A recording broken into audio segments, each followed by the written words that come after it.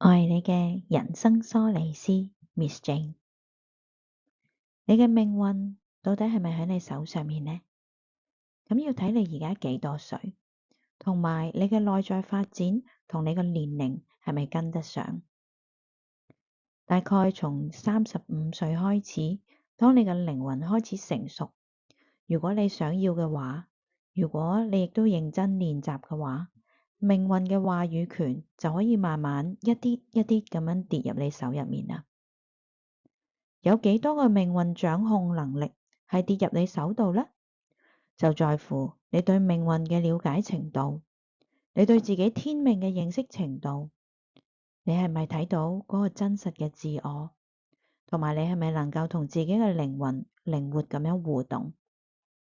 記住，我係你嘅人生梳理師 Miss Jane，我要開展你嘅靈性發展之旅。